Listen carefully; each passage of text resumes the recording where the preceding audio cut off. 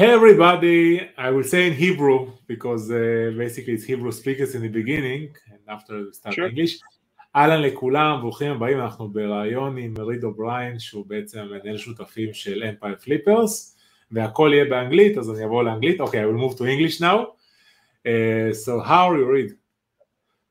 I'm doing very well. How about yourself? Great. So welcome to our platforms. Basically, it's the biggest platforms today in Israel with the main topic is digital assets, buy and sell businesses. It starts from very, very small, like buy Instagram channel, you know, in few $1,000s to more bigger deals.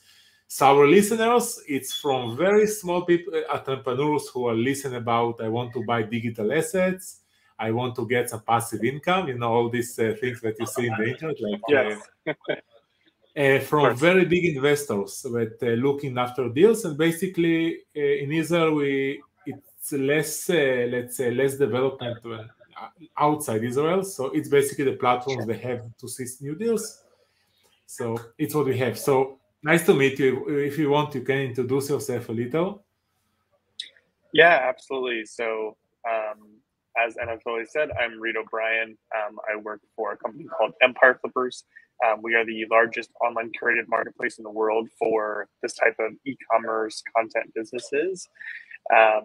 And I've been with the company for about 2.5 years now. I was a seller advisor, kind of instructing people on how to prepare their businesses for a sale. But now I'm actually our head of strategic partnerships. So I handle more of the external relationships. But yeah, I'm happy to kind of give an overview of the company and how we can maybe help with prospective buyers grow that wealth and that passive income. Cool. So basically, I asked you to come to this live event because, first of all, people know about Empire Flippers because most of people in Israel know about Flippa, but it's basically a marketplace. It's a very big marketplace. Yeah. And Empire Flippers, it's not a marketplace. It's more like a brokerage company, right? Yeah, so it's actually kind of a mix of the two. So Flippa is more of just a marketplace. You can kind of post anything. There's not an actual advisor typically that's helping you through the process. We have developed our own marketplace, so you can see listings and such, but you actually have a full service brokerage that's operating the marketplace. So it's definitely different in that sense. I can share the screen, show basically the dashboard, the general dashboard of Empire. It's no problem, right? It's not secret something. I want to also show the people because not only talk about it, it's also better also show about how it's look. And you little can tell about it. 1 second. I will log in from my user. Oh, okay. So basically, every user who register but not have any NDA or nothing can see this part, right? Yes. So you do have to agree to our terms of use. Essentially saying that if you do upload your ID and verification of funds, you won't use any of that information to potentially harm the businesses and such. And I forget, Anatoly, are you able to unlock listings? What I can make? Are you able to unlock listings? Because I just want to make sure we don't open up any No, listings I don't think I can. I can open nothing with the secret because I don't put my, only verify my identity. That's all. Okay. Yes. So on any of these, then you're welcome to click into them if you'd like to. It's basically the data I can see. I can see on the business, so it's okay. Yeah, so this is what we would call the marketplace. You can see the listings, you can get a great overview and a lot of information about the business just without seeing any of the private information. So you're not going to see the company name or the brand name and the analytics and things like that. We also do a financial deep dive and verify all of the revenue to make sure that these numbers are accurate. So if your clients do choose to participate in the platform and verify funds, you can actually unlock the business and then see all of the financial data as well. Okay. Let's talk about prices, because in real estate market, it's very easy to know the price in your area. You have a lot of websites that show the deals near your house, and basically you know what you basically pay the right price. In digital assets, I see some maybe in Flipper they try to make it similar deals, but it's totally not similar. You don't have similar deals.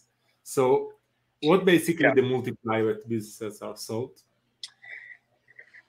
Yeah, so that's, I can definitely answer kind of the average multiple, but I think it's worthwhile noting that that's one of the reasons why you really want to work with a brokerage as opposed to, say, just a marketplace where anyone can list anything. Because let's say you have a business that's doing $1 million a year in revenue, and it's at a 10% profit margin, and they're driving all of their revenue through social media ads. That business is not going to have as high a multiple as, for instance, a business that's making $1 million a year in revenue, but they're doing 20% margins and it's all organic traffic or very limited advertising spend. So what we try and do is give a full picture of the business, and it's why we have a thorough vetting process beforehand to set realistic expectations on where we think the business should sell based on all these factors. Now, I'd say you can divide it into kind of two groups. If you're looking at over $1 million, a business that's valued over $1 million, that business, assuming it's in good shape, it's in a solid niche, etc., and it's a strong business, our average multiple for a sale is around a 48 to 52 times monthly, which is about a 4 to 4.25 times annual. And then when you're under $1 million, it starts to vary a lot. But I would say anywhere between a 3 to 4 times annual multiple would be realistic, depending on the type of business. Okay. And basically, when you are put the prices, so it's always the price that the buyer want, and it's always negotiation. I guess no one paid the price they are seeing in the marketplace, or it's something that a lot of people want, and basically you have some fight between the buyers about the business. So there can be negotiation, but most of the deals on our marketplace that you see close within 5% of where we price them. So for instance, if a business is posted at $1 million, again, just to use a nice even example, I would expect that business to sell anywhere between 900,000 to 1.1 million, depending on the size. Now, of course, there are times when, let's say, that same business, if it's not as high quality and the person really pushed for a high multiple, maybe they're more negotiable, maybe they'll sell for much less. But it really depends on the strength of the business. I mean, if you've got a really strong business that you're really excited about acquiring, there's probably other people that are excited about acquiring that same business. Yeah. So you have to recognize that you can negotiate, but there may be somebody else that's willing to pay more. So you just have to be realistic and don't come in and offer, say, 65% of the listing price. Of course, that's not going to be accepted. I see. I want to ask you a very important question for people who are looking to buy. When you're going to buy a business, I don't buy business in $1 million, but I buy and sell a lot of small businesses. And you always don't know about everything. No matter how much you check, you want to know the reason. If it's so good, why you sell it? So some people sell, I don't have time anymore. It's like many people, I don't have time. I already long time with this business. But what the most critical things that is like, I don't know how to say in English, but red lights that people need to see, something here is flags, red flags, red lights in Hebrew. Yeah, it's the same thing. So I would say, if you come to Empire Flippers, the vast majority of the businesses are going to be high quality. They're not going to have major issues because we vet a lot of that ahead of time. But what I would look out for is if if it's an e-commerce business, and let me ask this first, are the buyers primarily focused on e-commerce or content? It depends. Or SaaS businesses? Okay. It's everything. Let's talk about, let's focus, for example, for e-commerce. It's because it's different. So, yeah, so I would say on e-commerce, the number one thing that I would look for, even on smaller deals, is whether or not the business is growing. Because if you see that a business is, let's say it's only $100,000, but every year for the last 3 years, it's been declining in revenue, that's a huge red flag. We want to know why. Even if it's only a little bit, even if it's only 5 to 10% decrease, most businesses should be growing. I would also make sure that there's appropriate inventory, because that oftentimes can be a big obstacle for smaller businesses, is getting enough inventory in. And then lastly, reliance on one supplier, especially when they're based out of China. So if you have, and it's purely to do just with logistics. You know, we saw last year, there was a huge amount of people that had a lot of difficulties getting inventory into the US from China because of supply chain issues. Whereas, for instance, if you only have one supplier for a business that's primarily in the US, and that supplier is based in Mexico, well, it doesn't matter if there's issues with boats, because you can drive that inventory across the border. So I'm not saying that necessarily don't buy a business if they're supplying out of China. It's just something to look out for. I see. Let's talk about some niche that everybody looking, and I guess when you have some good SaaS business in your marketplace, a lot of buyers want to buy SaaS businesses. So basically, sure. I know from applications. I don't saw applications in your platform, but my world is applications, and in applications, SaaS applications that have some subscription, it's something that everybody looking for. So in SaaS, what you need to look very well after it before you buy? So that's a bit tougher. Are you talking about like a niche, or what kind of things? Let's talk about in general very important things in SaaS businesses that are critical. Maybe the technology, maybe it's some duplicate of some different business, you know. Yeah, I would say the two most important things are, again, growth, making sure that it's growing rather than staying steady. Especially if it's a newer business, you need to see a lot of growth in the SaaS in order for it to truly be valuable. And the second thing is that they need to have a team in place, because, you know, with the technology, let's say it's a very code intensive SaaS product, you need to make sure that you can retain the team at least for a period of time, unless you personally have a very high level of knowledge in the specific niche and space that they're operating in. So I would say making sure they have a team in place and making sure that they're growing are kind of what I would look for in a SaaS business. Also, sometimes you can like buy all the company, basically only the owners are huge. And correct. Okay, and I guess who don't have basically the technical team, it's what he's looking for, because they don't going to build all the team for this business, and you want to buy like all the business with all the team. Yeah, it's very, I would say it's something where if you're looking to take over a business, if it's operating well, consider keeping the team on. You know, obviously, if they're getting paid a certain wage, they're going to be expected to continue paying that wage. So you're not going to have an immediate change in cost where you can reduce the expenses. But like I said, if a business is operating well and the existing team is doing a great job, as long as you can keep them happy, you should consider retaining that team. It shouldn't cost you anything additional in terms of like paying a higher multiple or anything like that. You're just not going to see an immediate change in the cost. I see. And let's talk about something that a lot of people looking in our platform in our groups. It's always content websites that based on advertising.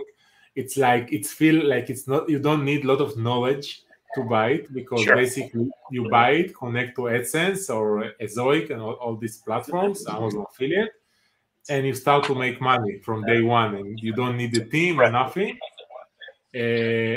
This type of website, from what prices are you can find in Empire Flavors, for example? Yeah, so we sell content businesses at pretty much every price point, all the way from $30,000 up to I think we just sold a seven-figure content at around 1.9 million. So you can find pretty much everything, but I'd say the most common, or kind of the average price point, is in between 2 to 400,000. That's where we'll see a lot of content businesses get listed. And that typically, at that price point, you're going to have a well-established site that has obviously great revenue. You're probably earning $5,000 to $8,000 per month. And it should be relatively passive in terms of a business that's already making that amount of money. You probably don't need to publish a whole lot of content in order to keep it going. So you have more time to plan your strategy. Whereas a smaller site, let's say it's at $30,000, you may still need to be publishing a lot and doing a lot of work to grow the site. Okay. Basically, in a website, you have few options of revenue. The most easy, let's say, to control its ads, because basically you only put the code. Most of the website, you tell me what you know. I know use AdSense, Ezoic, which more like it's there's the most Mediavine. Yeah, Mediavine is another big one. AdSense. I would say Ezoic and Mediavine are the two that people typically will target because they tend to have the highest payout. There are other ad networks out there, but ads are definitely the most common way to monetize a content site, and they tend to be the most useful, because you can also obviously have affiliates, like affiliate income on a site. But then you have to manage that affiliate relationship. Whereas with AdSense or Ezoic, Mediavine, you're just getting paid for traffic. So it's definitely easier to sell a business that's primarily ads. I see. And basically, the option to make more money, you don't only need to make money from AdSense or Ezoic. You can also put affiliate deals, basically most of the times from Amazon. I buy a website like 1 year ago from Amazon in like $10,000, something small, and Amazon make a big. It was like a big algorithm change. So basically, like the website got like 50% down, and it's also one of the risks when you buy a website of organic traffic. Yeah, and that's always going to be a risk when you have a content business. You're never going to have a completely secure site, because changes like that in Amazon algorithms or the Google algorithm could dramatically change your ranking. But that's why it's important to focus on building as much organic traffic as possible and actually providing value. It's fun to think about easy ways to make money, but the fact of the matter is there's no get rich quick scheme. There's no easy way to make money online. There's just easier ways, we would say. So when you're looking at acquiring a business, let's say if your price point is $200,000, it would be much better for you to buy a business that's making a little bit less per month. Let's say it's only making, and I'm just going to bring up my calculator here. So a $200,000 business that, let's say, has a 42 times monthly multiple, that's making about $4,800 a month, rather than a business that is, so I'm just trying to do some math here. Rather than a business that's making, let's say, $5,300 or $5,400 per month at a lower multiple, but is a little bit more volatile. Maybe a great example is websites that focus on best of reviews, so like best microwave, best e-bike. Those types of sites got hit with huge algorithm updates in the last few years, and a lot of them really suffered because they weren't providing enough additional value. It's my website was cost best monitor hub.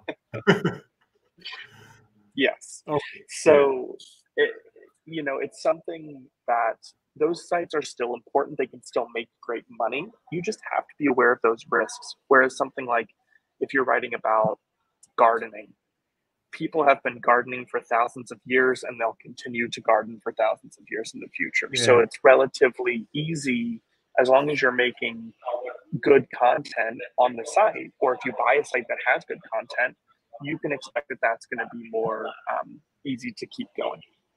Yeah, it's all important to buy like business of evergreen content because it's critical if you don't need to change every time it's technology or something like this because It's not relevant. iPhone 5, if you want to buy something like this, nobody cares anymore. Exactly. Cool. I know you're short in time, so let's talk a little about when I put a link to your platform who want to register. It's also a affiliate link, I must to say. But if you want to register and you also need my help, you can send me a message. I will try to help in the platform. And if you are a big buyer, so I can connect directly to Reed or somebody from Empire Flippers, like you make like a few weeks ago. Yep.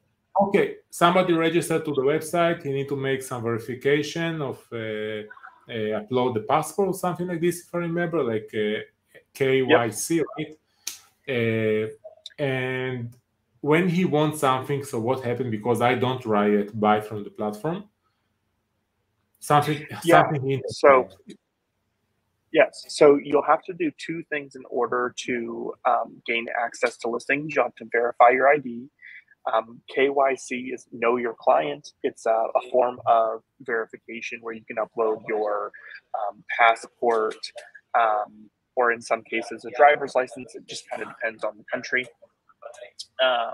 But the system will automatically check your identity and verify you. Once that's done, you'll also need to verify your proof of funds. So depending on what your budget is, you can unlock up to 150% of the listing price. So for instance, if you want to buy businesses that are at 150,000, you need to verify that you have at least $100,000. You can do that a couple of different ways, but the most common is by bank verification, which all happens through an online secure platform. We do not have any access to transaction histories or anything like that. It simply verifies liquidity, so we know how much you can spend. It's less relevant to Israel because you don't have connection to the banks in Israel. It's in Israel, if you need the like Israeli banks, so basically you need to upload your bank statements, letter from an accountant, something like that. We just need, essentially the short version is we need to see how much money you have so we know how much you can unlock.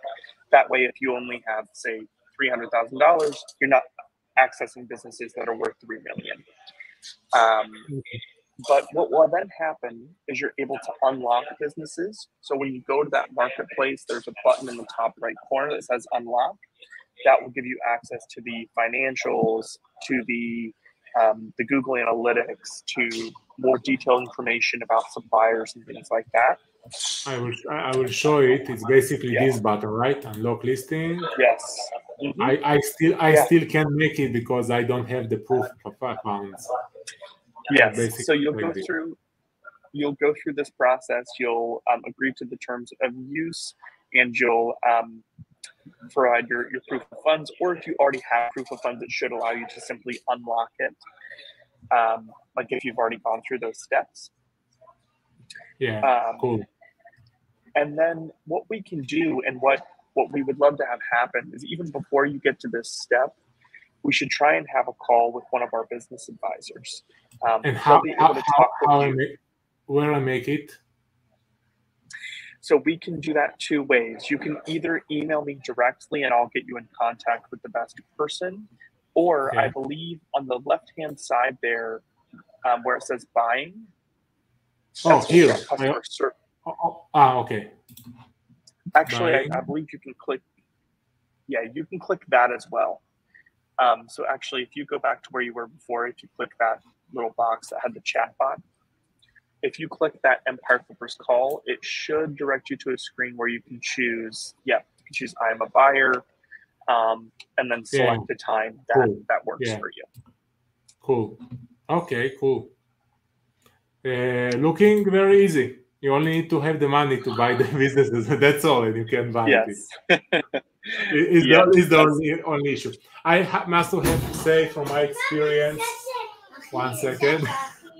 No problem. 1 second. Okay, I was before the end, so I will make the end. No, you need to go. Thank you for your time. And if somebody needs connection to Free Press, I put the link. You can get the connection. If you need some help from my side, if somebody here, you can send me a message. And thank you. And hopefully we'll have a good business between us, Israel and yes, absolutely.